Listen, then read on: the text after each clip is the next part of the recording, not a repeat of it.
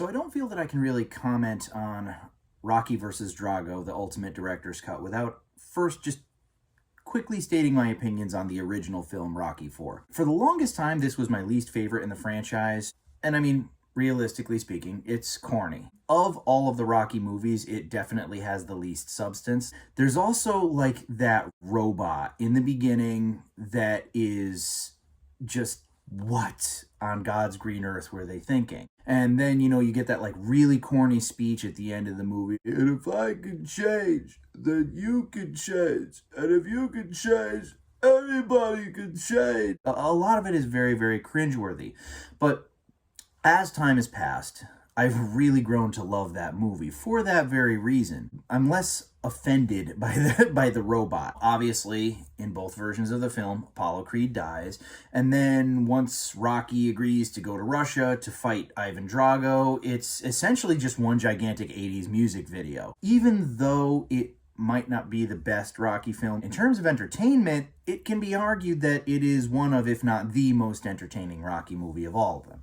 Anyways, moving on to this film. So right out the gate, did I like Rocky vs. Drago better? I would say yes. Overall, I would say yes. It's a little bit awkward in the beginning. The first, I want to say 7 minutes. It's basically just like encapsulating everything that happened in Rocky 3. So they cut out all the footage of later that night with Paulie's birthday. That's not a part of the film. They cut out the robot. I mean, I kind of miss it and I kind of don't, because it really had no relevance to anything, and it did kind of tonally just crash the movie in certain ways. So it basically goes from the recap to Apollo Creed in the pool with his dogs, seeing the thing about the Russian. It skips the goofy stuff, and then like there's some extended scenes between like Rocky, Apollo, and Adrian. Rocky checking in with Adrian when she says, I don't think that you should fight him, to Apollo, and he's clearly not, taking it so well. And that scene was really good. I'm actually kind of surprised that it was cut from the movie. Not that Apollo Creed's death wasn't tragic in the original one, but you feel it a lot more in this one. And the funeral scene and Rocky's speech, and even like the acting, is completely different. It's way heavier and it like hits you. There's some more just to the story. I mean, even though it's like little blips, you get a little bit more from Ivan Drago, like as a human, not just as some sort of indestructible machine.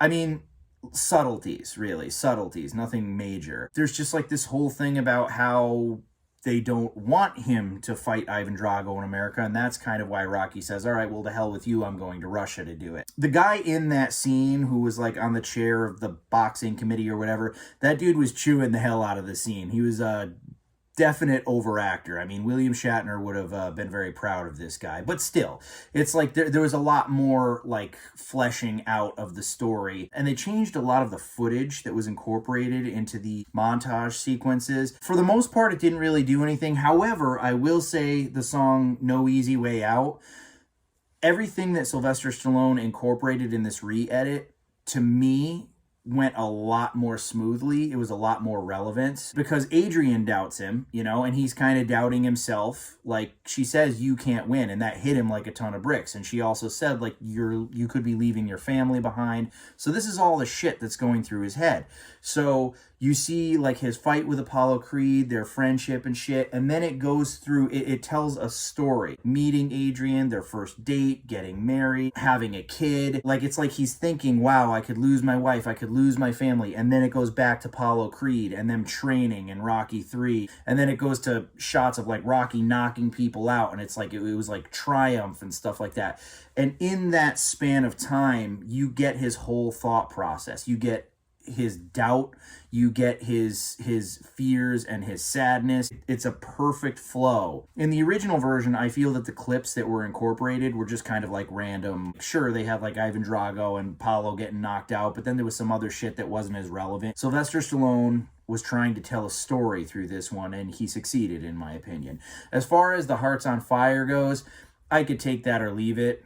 Anything that they changed wasn't really like so amazing, and it really didn't like hinder it either. The first half of the movie honestly is where most of the changes are. They take away from a lot of the corniness and they add a lot of character development, and they get the movie going better. But then once Apollo Creed dies, it's like it's a music video again, you know? The fight is very similar to the original. There's one scene that was a little bit weird to me, and I'm gonna have to look this up, but I think it's just after the first round when Ivan Drago knocks Rocky like right on his ass. And Rocky's there and he's like looking dazed and shit, and you hear like his internal monologue saying something to the effect of like, don't be afraid, get up, don't be scared. I kind of feel like modern day Sylvester Stallone did that like little kind of voiceover,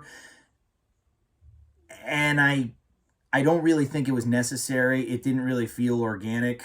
I don't think that it really enhanced anything in the scene. Maybe it was just him from back then, but the voice was like deeper and more gravelly. It really sounded like today's Sylvester Stallone. So if that was something that he added after the fact, I don't really think that it was necessary, honestly. The other thing that I will say is that at the very end of the movie, with the speech that he does, it is 100 million times less corny. It actually makes a lot more sense because it's in direct reference to something that Apollo Creed says to him at the beginning of the film, which is that people don't change.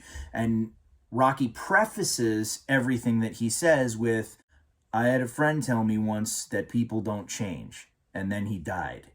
And then instead of being like the, you know, I saw here the people didn't like me, and well, I guess I didn't like them either. Like they took all that out. But he did leave in the part where it's like, right here you had two men trying to kill each other, but I guess that's better than 20 million. And then he says, if you can change and I can change, anybody can change. But even then, like the delivery was a lot more like grounded. It wasn't, there was context for it and it was a lot more grounded.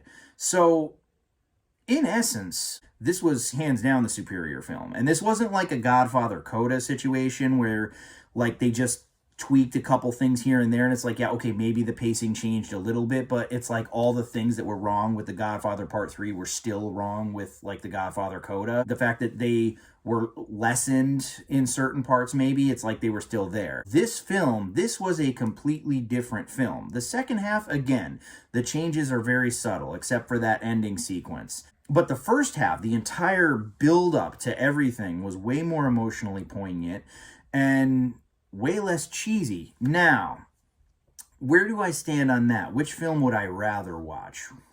Well, apples and oranges. I mean, of course, I have a soft spot for the original theatrical version, and, you know, given my mood, I might want to watch that just to see the cheesy-ass robot and to enjoy how incredibly unapologetically 80s and dumb it was. And then maybe like trying to marathon the whole thing and look at it as one cohesive story, the entire franchise, I would actually probably prefer this one. I'm not comparing it to the first Rocky at all, but it's more along those lines of like a story that you can sort of take seriously, even though it's got that 80s cheese packaging. In essence, guys, I think that this was a superior version, and I'm actually kind of shocked. I don't know if this was like the executive producers or whatever that made that original cut of Rocky IV, but I mean, there's no comparison. There was so much excellent footage in this film that was left out, and I just want to know why there's no easier way